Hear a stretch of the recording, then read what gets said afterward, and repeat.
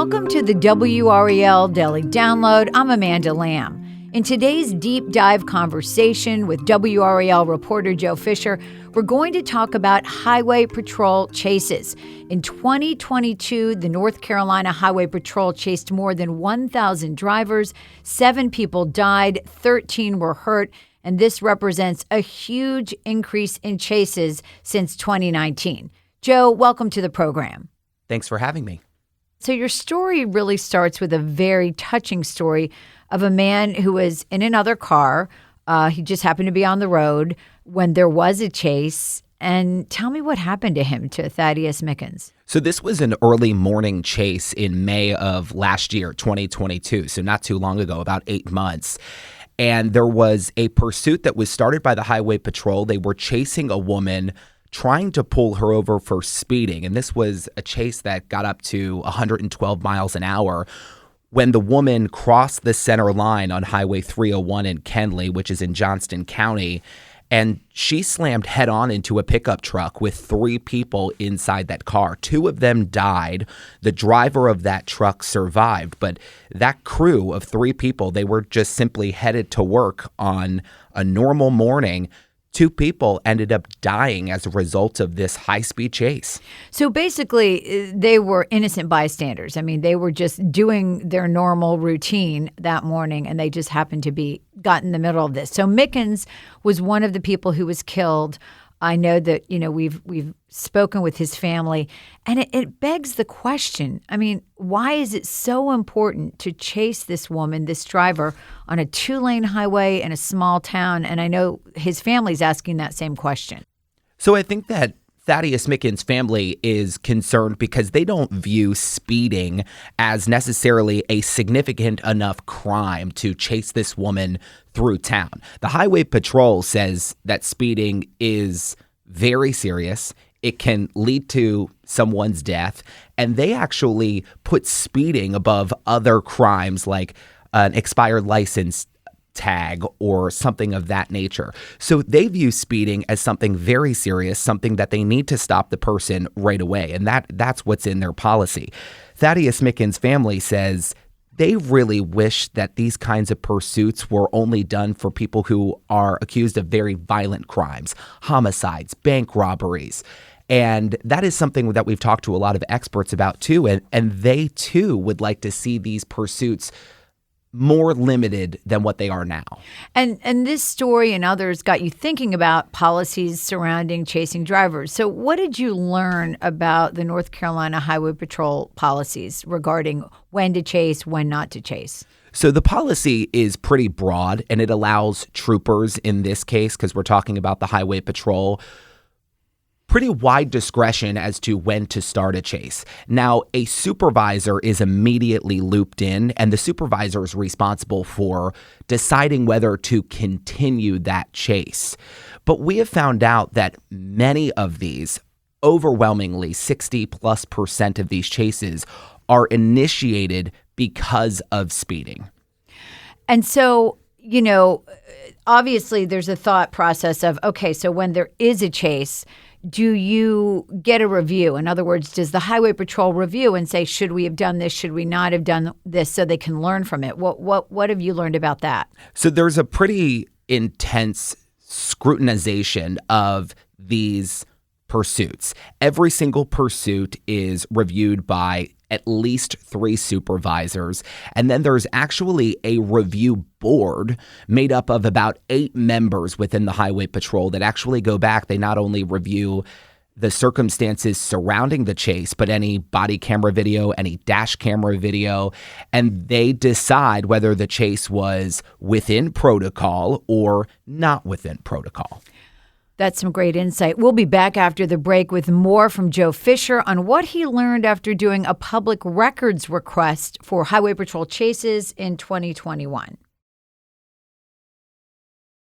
Welcome back to the WRAL Daily Download. I'm talking with Joe Fisher about his investigation into Highway Patrol chases. Now, Joe, I know you did a public records request. You got some data back about these chases.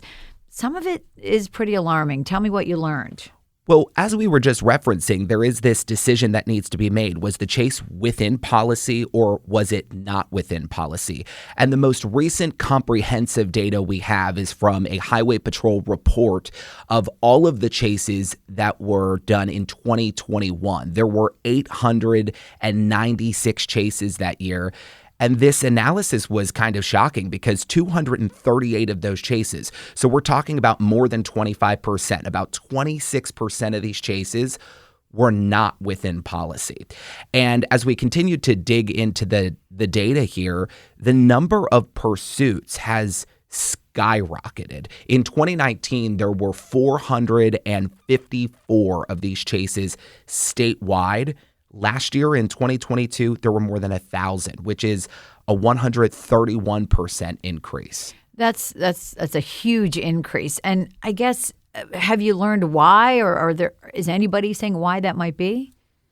It's really interesting because the why in this story is something that we don't really have a lot of information about. The Highway Patrol said in a written statement, because they did decline multiple requests for an interview. We wanted to sit down and talk with Colonel Freddie Johnson. He declined multiple requests to sit down and talk about this, but we did get some written responses back from the Highway Patrol, and they really put most of this increase on the fleeing drivers. And it does seem like their position is that more people are fleeing from the police. They're not stopping. They are not having the respect to stop for the blue lights and sirens. So the Highway Patrol says they've had no significant policy or procedural changes on their part that would attribute to the rise of these pursuits.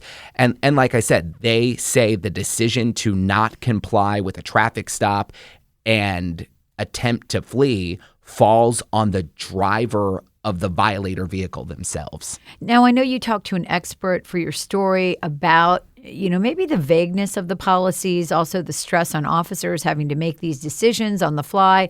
What did he say?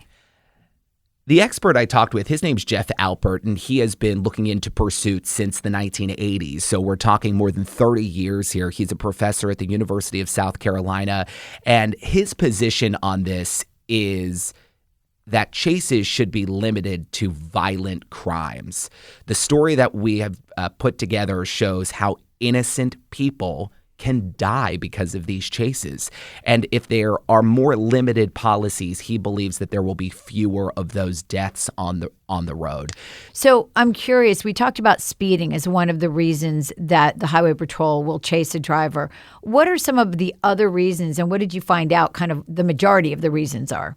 Yeah, speeding is by far the largest. When you look at a pie chart of these chases, like I mentioned, more than 60% are because of speeding. Some of the other reasons are for registration violations, equipment violations, stopping at a stop sign, avoiding a check station.